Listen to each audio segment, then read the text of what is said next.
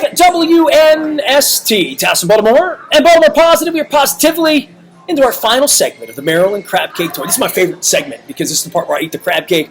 I'll be honest, I came here really, really hungry. We're at Nacho Mama's. We are in Towson, not the Canton location, and not Mama's, but we're going to have a crab cake here. Jen Fideli's here. She sort of runs the place, and we sort of know each other through the sports space. I find it funny, like I'm sitting here before the segment, you're sitting here watching the NFL. Tell everybody like what you do and what your dude does, because like we're connected in a different way, and serendipity has brought us together just feet away from the Elvis room here that Scunny left behind. Yeah, so Baltimore at its finest. I am the general manager of Mama's Restaurant Group, so I oversee all three of our properties. So here, Nacho Mama's Towson, Nacho Mama's Canton, and Mama's on the half shell. What's your favorite one? Or is it like asking a child?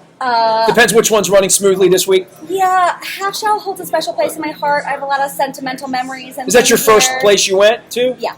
Okay, so that's a hang. It is a hang. See, Nacho Mama's at Canton is a hang for me. It's been a hang all my life. I mean, all my adult life. A lot of people, yeah. Like literally, it's just always been a hang for me. I've never been in here, so you can shoot me if you want. I don't come to Towson. I work in Towson, but I don't eat in Towson much, strangely enough. You know, like it's just eat before I leave home. I eat at sponsor places, and you know we're going to have that conversation. But I have so many sponsors that I wind up eating in my sponsors. Like, and I'm not apologizing for that, but I don't wind up in lots of places. And I only eat one meal out a day every 2 or 3 days, right? So there's only so much you can do. But if I were to go to Nacho Mama's, which I've done, I go to Canton because I live downtown. Correct. And I almost never go to Mama's because I go to Nacho's. It's just what I do. I mean, I'm over there. The destination is... How about this? Does this make you feel better? I haven't been in Looney's in 20 years. I haven't been in Clada in 15 years. I was in the other bar, Kitty Corner. What is it? Across from Looney's. What's that one? I had a beer in there 3 years ago. Okay. At 10 o'clock at night. I'll take All right, it's so not personal. it is not. I haven't even been to the Grumwall Club in a while. I don't even know what that is. You don't know about the Grumwall Club? I don't. It's right down the street. It's a private club. I live in Canton, too. I can walk to the square. You need to know Greg's a Paniac. If you know Greg, you can get in. Okay. You had to know his dad, Val, but that's a long story. Val knew Scunny, no question. That 1,000,000% Val knew Scunny. Said they were neighbors. Scunny had a billion beers in the Grumwall Club. Right, okay. Well, yeah. And I will say, we're at Nacho Mama's, a special place for me. You run this really special little restaurant group. It is unique having 3 places in Baltimore that are left behind from a true icon. Mm-hmm. I did share my obituary for Scunny today out online. I wrote an obituary for him. I was very broken up when he died. And I went to the funeral, and it was the most amazing thing I've ever seen. And I came back and I had to write. I'm a writer. So I wrote like this 2-page remembrance of Scunny right after he died. It was August 28th or something like that I wrote. 2011. I found it today, and I reshared it. Because I wanted to like reshare it before I came in here. I've been in here once or twice, but I never ate or drank here. I don't know why. I did sniff through, and I wasn't hungry, and I just wanted to see it. But it was like, it was 5 years. It was right when it opened. Okay. Yeah, we're 5 years old in a few weeks, in mid-November. Tell me how this place like happened, and I'll get Jackie on later on, but like, I can honestly say I sat with Scunny a dozen times, because I'm a businessman, and my business was thriving in the late 90s, and his was too. And, you know, we had nubby fingers, and I absolutely remember talking to Scunny a dozen times about the second Nacho Mama's. It was like always something and I remember at times I was looking at a location over in Ellicott City, I was looking at a location in Owens Mills, I was looking at Perry Hall, Perry Hall needs a bar, like all of that, I had those conversations with him. I like your Scunny impression, by the way. I could do better than that. That's not a great one. I could do it. It's been a little while, but I saw him on the back wall. This might even offend Jackie, but he's not dead to me. To me, I always feel like I'm going to walk in there. He's going to be there one day. So I don't go there much because it's weird. Yeah, it's very nostalgic. If you're tied to the place and you're always expecting him to it's be weird. there. Yeah, it's really weird. A lot of people have a lot of stories about him, and it still feels like he's there. We definitely feel him in the soul of all of our restaurants. So. I told the story today about how I was in the earthquake on the block that we were on, and I went down. I ate in Nachos before and after the earthquake that day. I went in for a drink afterward. I mean, this is true. I was in the cruise lady's in her office. Okay. And we were having a meeting. And I've known Miss Mary. We know Miss Mary. I know Mary. I mean, Mary's my neighbor. She's East Baltimore. Yeah. I'm in her place. She'll tell you we were together for the earthquake. You will never forget who you're with. And I had eaten lunch and nachos, and I walked to her place, and the earthquake happened. And that was the end of the meeting. I mean, I've never experienced. Were you in the earthquake? I don't remember. You will remember if you were in the earthquake. I mean, the ceiling moved.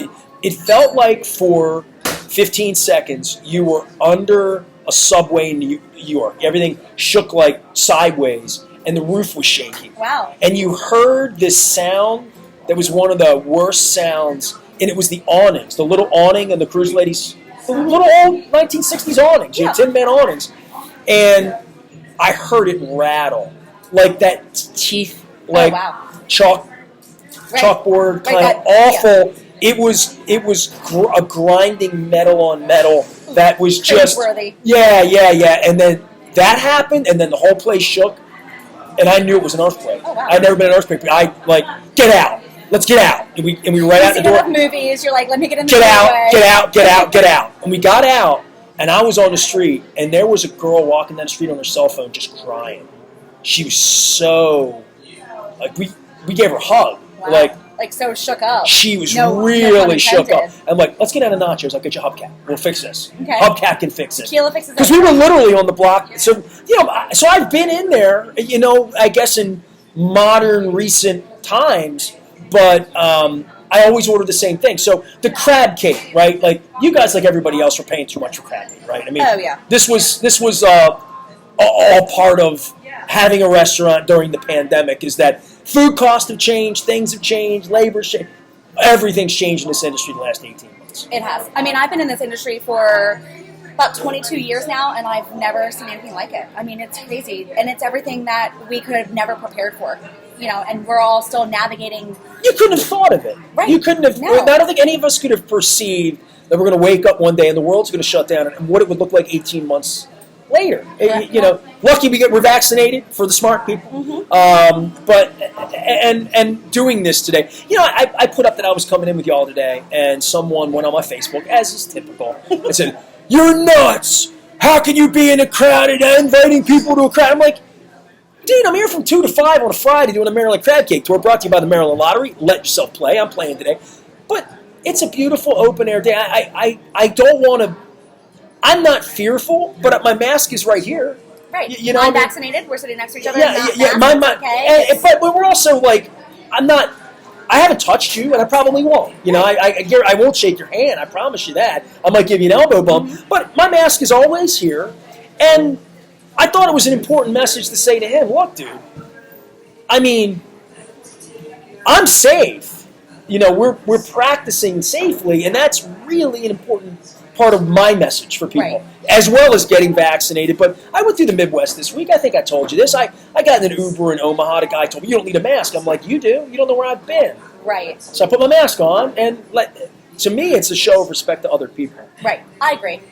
And I actually kind of hope that as much as I'm in a way just like exhausted with all of the changes and the masking and the, I've traveled for the first time too recently and on the plane, and the first 10 minutes you're on the plane, you're like, this sucks having the mask on, and then you forget you have it on, and you try to drink with the mask on. Right. I mean, the worst part was they don't have cocktails on the planes right now, at least Southwest did it. Dude, it's crazy. They have, Coke 1, Sprite 2, Diet Coke 3, water, coffee. I'm like, I got a finger for you. I want a drink. Where's my vodka soda? Yeah, I want a can of 1. Oh, it's getting late. It's getting late. It's but for your crab cake and for the menu and putting things together, I looked at your menu. Some of the stuff I recognized, some of the stuff I didn't. I got the nachos with the delicious beef. I mean, delicious. I had the Brussels sprouts. That was our Beeria that you had. So Beeria is like all the rage right now. We were actually featured in Baltimore Magazine for it back in February. Well, it's delicious. So yeah, it was good. I got the nachos. Really, I was going to get the tacos, but we were more communal with Dr. Steve and Allison as well. I got the Brussels sprouts. I don't know how Scunny would feel about Brussels sprouts. I don't think Scunny would approve of that. I mean, I'm just being honest. No. I don't think he ate Brussels sprouts. It would shock me if he. Brussels sprouts didn't exist as a menu item during his lifetime. It's amazing No, how it was one of those, like, your mom had to be like, you can't get up from the table unless you eat them. But nowadays, it's every menu has a game Brussels sprouts. changer. Yeah. And people order the hell out of Oh, it. yeah, I love them. They're delicious, right? I always ate them when my mom was Southern. We had greens in my house, and if my mom didn't murder it with salt, she murdered it with sugar. You know what I mean? Or she just fry it. But I love where menus have gone, and I've talked to a lot of people about this. You say you've been in the industry. Where have you worked, or give me industry kind of food you've served? So I've worked all around. Actually, I've worked in super fine dining. I've worked in neighborhood bars. I've worked at sports bars. So everything. So you've seen every trend. Yeah. Here's a trend I had. Tiramisu became a thing. Everybody had to have, right? Like you have a Tres Leches cake here, which may be going home with me. And I guess Brussels sprouts would be a great example. Sushi. I mean, I had ahi tuna at the Chaucer. This tostada. Unbelievable. Who would have had ahi tuna on a menu 15 years ago other than a Ruth's Chris or a fine dining kind of place did that sort of thing? Right. And now with sushi's popularity, it's changed. One thing that I thought was going to catch on, and you'll laugh because you're like Gucci with NFL players and stuff and your agent husband and all that stuff. You've been to Vegas. About 15 years ago, I went to Vegas, and every place in Vegas had cotton candy for dessert. So they would buy a $200 cotton candy machine, and they would make it at the table, and the girls would ooh and ah, and makes good pictures, and it's all sexy, wink, wink. And I thought, oh shit, man, we're going to have cotton candy everywhere. Everybody's going to have a cotton. And I've never seen it. And I don't know why I didn't catch on. It's a 2-cent food cost. It was a 2-cent food cost. You charge $8, and everybody has a party. Like, how could that not catch on? Okay, so it's so funny that you mentioned that. Because this is when cotton candy vodka was like the rage, right? Until the hangover. So when you had Nancy on earlier, did you guys talk about the party on Penn that's happening out here on the 15th? We got like a bunch of light coming in here. It looks terrible, but okay. But we just look goofy on the video, and it's because of the sun. It'll go away in a minute. So we were talking about, we had rented a cotton candy machine for 4th of July, for the parade and everything. We were talking about renting another one again for this party on Penn on the 15th. And then Chef and I were like, maybe by the time that now we've rented it twice, we could have just bought it. We could have some cool cotton candy. So we actually just talked about bringing on cotton candy on the menu 48 hours ago. Serendipity. Yeah. Well, name it after me or something, or name it after the sexy girls I saw in Vegas eating it 15 years ago, and I haven't seen it other than the state fair. I haven't seen anyone. I love me some cotton candy too. I'm a sweets girl, so. Well, look, I did crab cakes all over the state, and this is where are you from originally? Pasadena. All right, so you're not uptown. You're like me, Dundalk. Yeah, no, I'm a Dina girl. You're Dina girl. I'm Dundalk guy. Okay, so high end was like a ketchup with chili when I was a kid, right? Like, or a hot dog with chili, I should say. Yeah. Like Ann's in Pasadena. Yeah, chicken fingers were exotic. You know what I mean? Where I'm from. I didn't have a taco until I was 15 because we had a Taco Bell in Essex, right? So all of the exotic food that's come along, and this is, I haven't shared this observation on the air yet after 30 crab cakes in 30 days. There are places in the state that are still the dining, and because of the lifestyle there and the Applebee'sification of it, that I don't know that they would handle Brussels sprouts or ahi tuna or more modern tacos even. Just like I went to a lot of places and very fried and when you say meat and potatoes, that it's sort of like something pejorative about it, but it extends beyond like the meat and potatoes to just like a safety of category of food. Like there's nothing outside of spaghetti and meatballs and a hamburger and chicken fingers and things that you would find at a state fair or things that you'd find at a hockey game, right? And the more I've traveled, the more the Food Network has brought everyone. I mean, my wife and I, it's our thing. And it's not even like a junk food thing for me to watch it. I do learn. I learn about foods and textures. And it's made the tour more fun. It's made everything I've eaten more fun. I mean, I had lunch with Bobby Flay right up the street when he opened his place that didn't work out up the street. And I'm not autography with these folks, but I love watching someone compete to make something and do it two different ways. Because my wife and I, it's created fun in my marriage, in my kitchen. I love watching Chopped and all that. Right, yeah, and it's better than watching two people beat the hell out of each other in a cage or some sports at this point in my life. And my wife watches some Animal Planet and we like that kind of stuff, but But cooking and food, it's become ubiquitous, and I'm wondering to some degree if people, maybe not more urbane, would just say, I'm only going to eat hot dogs the rest of my life, and that's where they are. But I love that Nacho Mamas and I can have fun with Scunny and saying he would never let a Brussels sprout. But over the course of time, things change and menus change, and it's fun like that for me. It keeps it interesting. No, yeah, 100%. And like even during the, this industry is something that's never going to die. It's going to take a couple of blows, when it needs to take a blow. Already did. But everybody goes out to eat, and it's nostalgic, and it means something to people. And so, as the menus change as time changes, and we adapt in so many different ways. Menus included. So right, where Scunny may have never wanted Brussels sprouts on the menu, but they're here. That's what the people want. They're going to give them what they want. So. Yeah, well, I just find that to be fascinating that things do change. There's a cult sign here. If you have him in a Towson, come by and admire the stuff that he bought and stole. And my Brooks Robinson jersey's on the back wall, so I'm happy about that. I'm looking around here and seeing how much more. I had the greatest moment, and I haven't texted this out, but I'm going to, just to show everybody that I was here today. I walked back to go to the bathroom right before the show, because I have to do that and do my business before I go. And this is on the back wall here. This is me with Charlie Eckman, if you can see that. That's a shirt with a natty bow. And Charlie was the originator. He was the Howard Stern of sports radio. Okay. I was going to say, pardon me, I don't even know who the heck that is. So Charlie, anybody over the age of 60, and I've been on the air 30 years on December 13th. It'll be 30 years. So Charlie was alive in 91. Charlie died on the 4th of July in 1995. Okay. So I had Charlie on a couple of times. And, anybody from Baltimore, your uncle in Pasadena knows who Charlie is. By the way, Charlie was from Anne Arundel County. There's a Charlie Eckman Lane right off of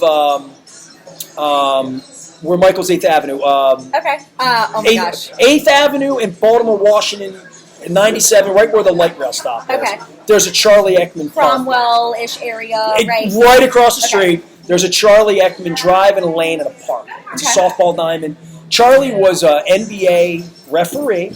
He was the head coach of the Fort Wayne Pistons and the Zollner Pistons before they were the Detroit Pistons. And he also was a legendary college referee.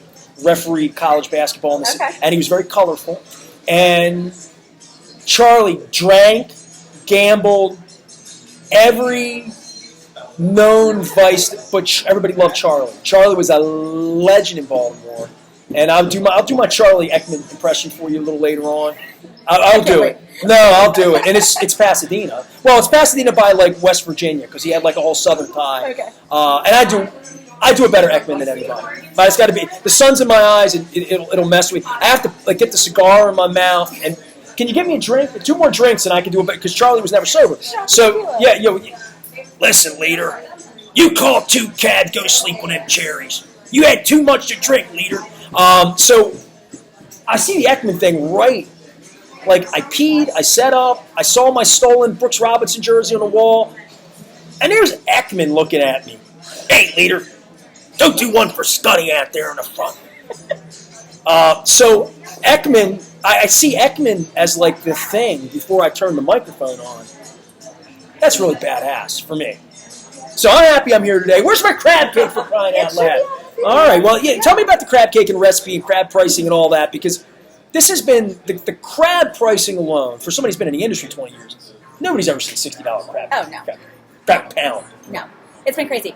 So we're sitting in Nacho Mama's Towson right now, and back in January, we had a really unique opportunity when Canton went back to carry-out only. We decided to shut down Mama's on the Hash Shell and Nacho Mama's Canton until we could have indoor dining again. Nachos was not set up for that down there. Yeah, no. Now here, maybe. That was beautiful, right? Right, and neither was Hash Shell, really, and we were just like, we're going to do the right thing here, and we're going to, shut it down for a little bit, and we'll open back up when the weather's nicer, and we can have outdoor dining, and our diners can feel safe, and, come in and get something to eat. So we, in this opportunity, decided that we were going to sort of merge Mama's on the Hash Shell out here with Nacho Mama's. So we're now Nacho Mama's Towson featuring Mama's on the Hash Shell. So, of course, the number one thing that wanted to come with us was our crab cake. Mama's on the Hash Shell is known for our crab cakes. We're working on nationwide shipping. I have had a crab cake there. I had it with my mother on, I want to say it was Mother's Day. Or Easter. It might have been Easter. Yeah. Might have been Easter. Now I'm thinking about it. Oh, wow. Look at that. Oh, thank you very much. Jason delivering the crab cake, the asparagus. Is that mashed potatoes? You know I need to eat my veggies. Did you know? right, man. You know it was date night at the condo, didn't you? With the asparagus. How many? By the way, we did. This is so funny. You're an Ocean City person, right? Mm-hmm. So I get down to Ocean City the first week of the tour in August, and I said, I was with the Chamber of Commerce. I had the Harrison's crab cake the first day. I had the Embers Blue, and I went into this Coastal Salt late at night, and the people at the bar recognized me. So I wound up in this long football conversation, and it got political, and they were Trumpers. It was interesting. But the bartender said, "Have you been to the Hobbit?" And I said, "Everybody keeps telling me to go to the Hobbit. All my Ocean City friends say, go to the Hobbit and get the crab cake." So go to the Hobbit to get the crab cake. And my concept that day was a little different. It was a Saturday. My wife was with me. We're at the Hobbit. Everybody told me it was going to be beautiful, like the view. And it's the most beautiful view. I mean, it's insane. It's got this giant glass wall overlooking Egrets and Erin. It's insane. It's on a go to the Hobbit. Okay. I give free plugs to any place. It's awesome. So I get met there, and the owner sits us down, and I said, I got a concept here. Me and my wife having a romantic dinner. And, we're going to do a segment like this. And my wife and he joined us because there was nobody there. It was 40 hours. His employees were there. It was a Saturday. He had a death in the family. So, we had to move it. So we had a romantic dinner, and the romantic dinner came, and we both had asparagus. That's good stuff. Oh, we loved it, though. I mean, it did, good things didn't happen after the Foreigner concert that night in Delaware, but it was still a great night. It was a great crab cake. So I just want to tell you that funny story because, I am going home, and my wife will be getting half of this because, one half of the relationship cannot handle asparagus. It is a shared vegetable. Oh, I love that. I don't know what the hell we were talking about. We were into something that crab cake. We're talking about crab pricing. Yeah, well, yeah. So back in January, now we are Nacho Mama's House and featuring Mamas on the Half Shell. So a lot of our stations. We were talking about my mother having a crab cake when the crab cake came. That's what it was. Yeah. I think it was Easter, but go ahead. Okay, so it was 10 in the morning. It was like a brunch, and my mom was this big. And we sat right by the front door, and Scunny was there. He was a long time ago. Okay. But I had a crab cake there that day. Okay. And it looked strange. And now you're having another one today. This is Scunny's recipe. It is. Yep, same recipe we've been rolling with for about 18 years now since Mama's part on of the Half show. Shell opened. I would enjoy this crab cake a lot more if you had starved me the last 3 hours instead of bringing me nachos and Beeria and wings and Brussels sprouts. Hey, we like to eat around here.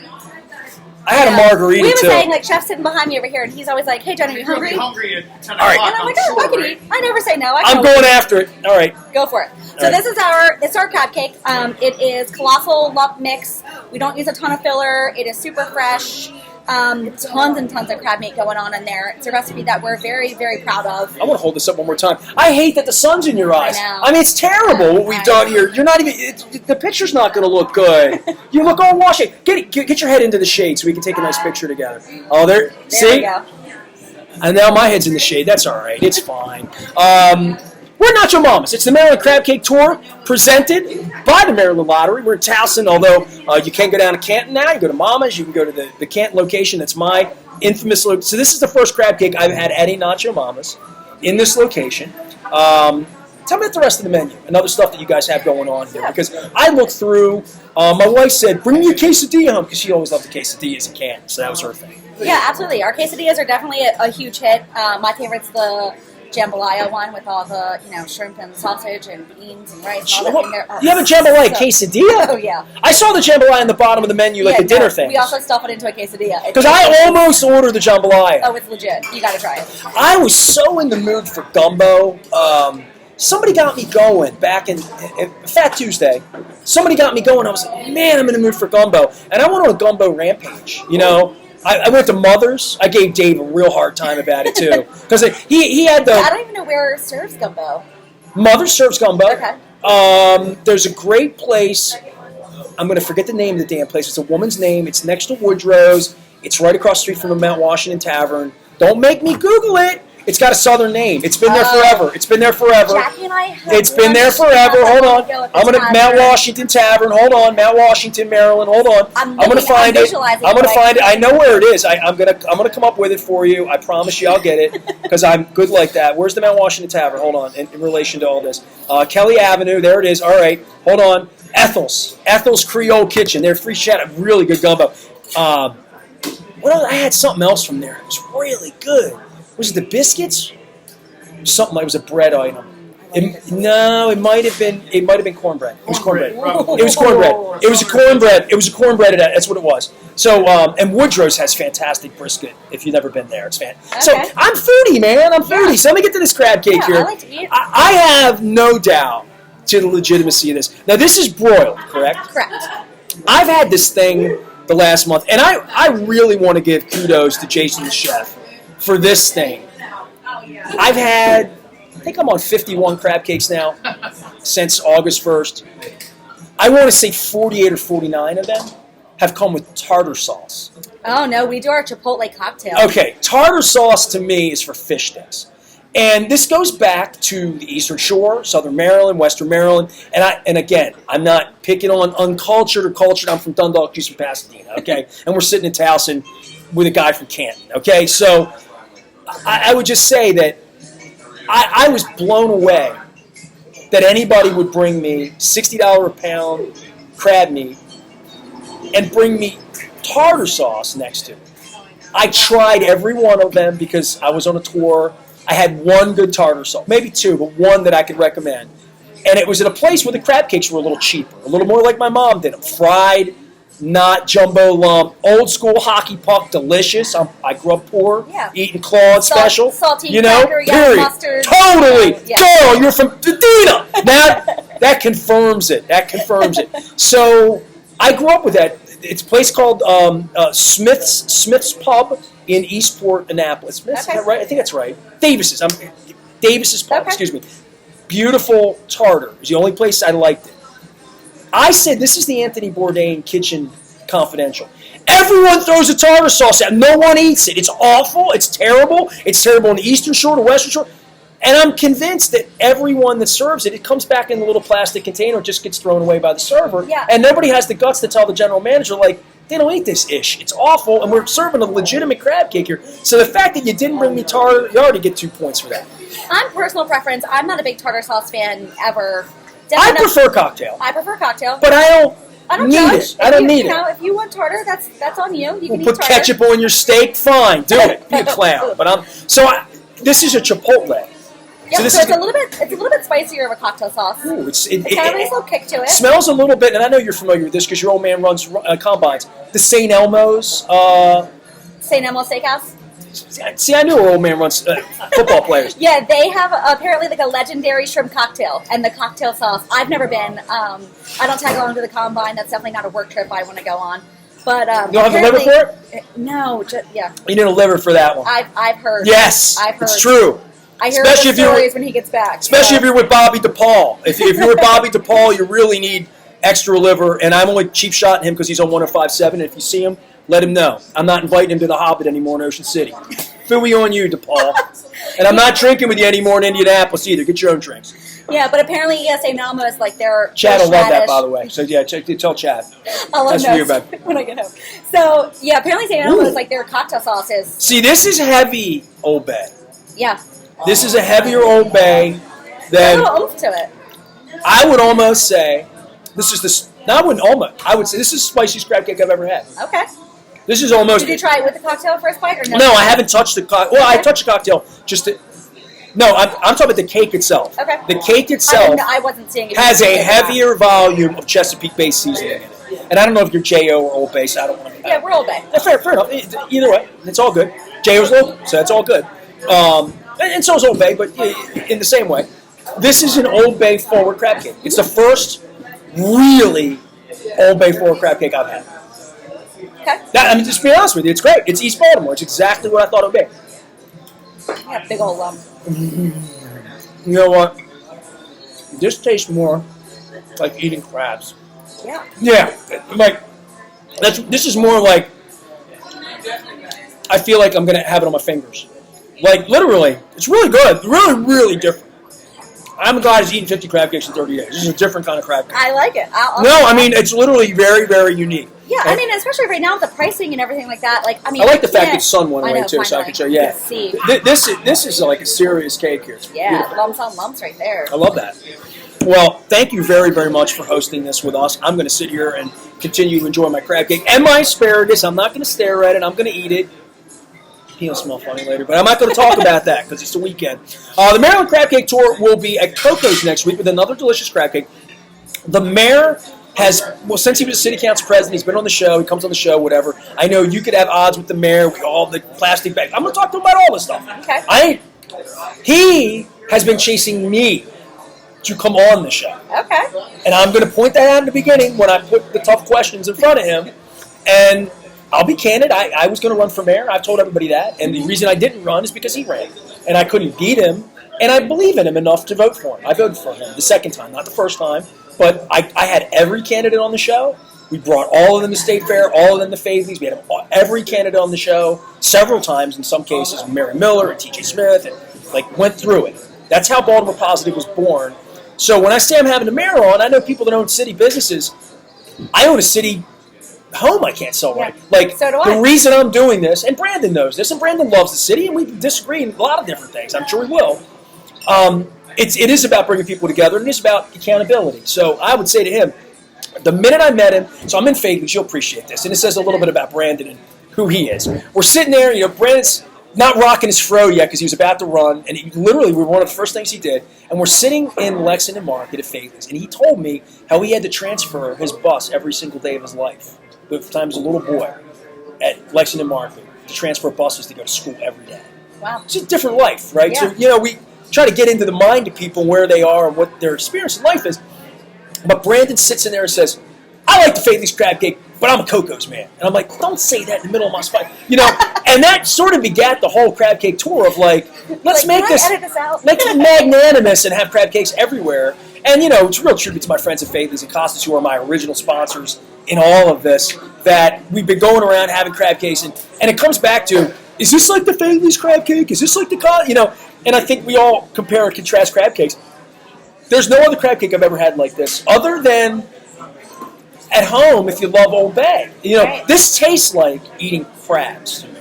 Okay. Well, thank you. I'll take that. No, that's like... I'm super proud of that crab cake, so... Yeah, it's a really... I'm in, but you have to love Old Bay. Yeah. And if you're from around here and you don't, yeah, we're going to kind of run you out of here. If there is a place that's going to get away with having too much Old Bay in its crab cake, this should be it. This should be the place that you have extra Baltimore love in it. So we'll be at Coco's next week. Brandon Scott's going to be there answering the tough questions. I'll have you submit some questions for me too. Okay, cool.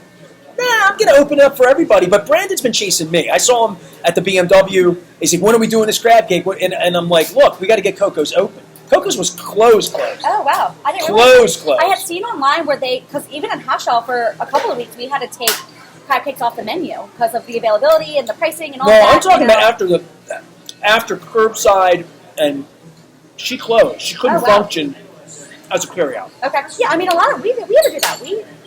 The struggle was real. Yeah. The struggle was real. We're doing okay now, but it's still, we're living on the edge of our seats waiting for, Well, I'm here to help, and we'll be spreading the love and tell everybody to come up. Tell me the names of the rooms, because I saw a little Elvis cubby over here. And the big room in the back where, if we did it again, we'll do it back there in front of my Brooks Robinson jersey. I think you got that from Robbie's first base, actually. I'll have to ask Jackie to find out. I'm pretty sure that... If that's not my jersey, I'll eat my crab cake, is what I'll do. I've heard some really funny stories about how we've acquired some of the things around here, so... I'm sure there are pictures of Scunny with a screwdriver and a hammer and a truck for some reason. The Memorial Stadium sign, upper 31. If we talk about that, it'll definitely be off the record, off air. There's a picture somewhere of Scunny in a beater t-shirt and shorts with sandals on, pulling that sign off the wall over on 33rd Street with crabgrass growing everywhere. Oh my goodness. Oh, man. So the two private rooms here, we have the Elvis room over here, so it seats about 10. Velvet leopard walls, velvet booth, cute little nook in there, lots of Elvis memorabilia. Scunny would not want Brussels sprouts served in there, but he would like that room. So then in the back we have our full. He would only serve peanut butter and bacon sandwiches in that room. Oh my god. Yeah. Yeah. Anyway. So in the back, we have like an actual full private party room, doors closed, all that stuff, private bar, TVs and everything, and that is called the Scunsonian. So this place opened about 5 years ago, so about 4 years after Scunny's passing. And so that was Jackie and the family's nod to everything. Can I make a contribution to the Scunsonian? You sure can. I made it online today. Did you see it? I did not. All right. So I had a lot of great days in my life. One of them, obviously, was the day the Ravens won the first Super Bowl. Okay. So, I remember that day. were you there? I was not there, but I remember that day. I was in, we had a party that day. It was one of the most legendary. It's called Whiskey Joe's. It's still there on the Causeway. It's a different version of the bar. Bar moved a little bit. It was right down by the Hyatt West Shore. It's literally on the Causeway. And we had 3,000 people there. They ran out of beer. We tried to get a beer truck. They didn't want to get it. We told them, you don't know. You think these Giants fans are coming down. Purple Nation's coming. By the way, it's Purple Friday. Go Ravens. Purple Friday.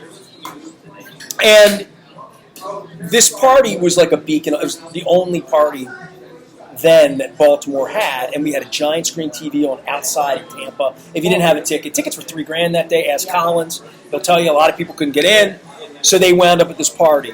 So Bobby Nick was my DJ that day. The party was such a big deal. Marty Bass will tell you this. Marty and Denise too, and John Buren.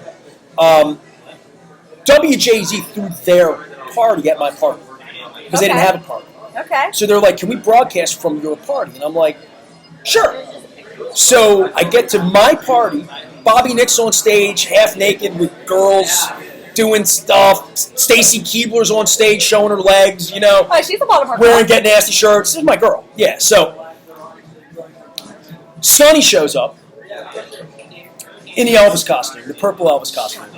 And we have good pictures of this somewhere. We lost Bobby Nick during my 30-30 tour in July of 2015. Bobby died. And Bobby went to every road game, was on every plane I was on, usually inebriated.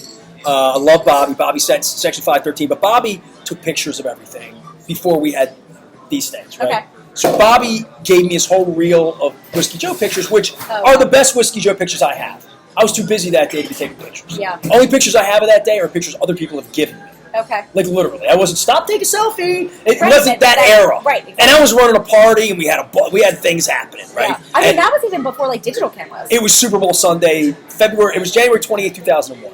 So I remember this picture, and I've had it forever, and I've never shared it. No one had ever seen it before today, but I shared it. So you are welcome to this.